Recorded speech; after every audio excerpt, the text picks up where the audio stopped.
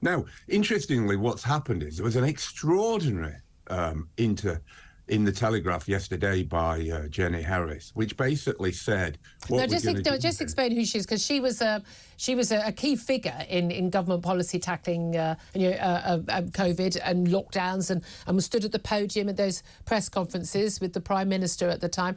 And she's now, was it head of the Health Security Agency?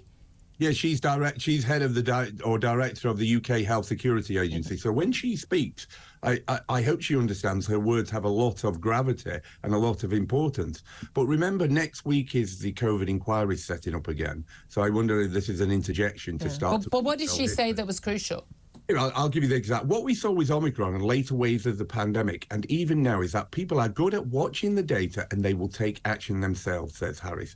You can see it in the footfall going down. People actually start to manage their own socialization, and the waves flatten off and come down. So next time, don't fall off your chair, Julia. We will be more like Sweden. Yay! Without the need for legislation. There you have the inquiry finding.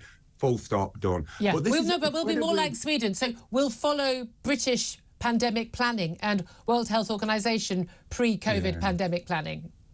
I think what the problem here is, within the intervening years, under the pressure, our politicians panicked, and under that panic brought in legislation that wasn't fit for purpose. No. But we see this. But we see this in the media. I can see, some of those popular news websites. They'll be sort of going, big cases, big number of cases rising, huge number of cases, and you're talking about, a few hundred to a few more hundred. Even when they look at, 3,000 people in hospital with COVID, I think only 1,000 of those are being treated for COVID. Other than they tested positive. When you go into hospital, you're tested for COVID. I don't know why they're bothering to do that anymore, frankly. And then they found you've got COVID. They're not actually ill with it.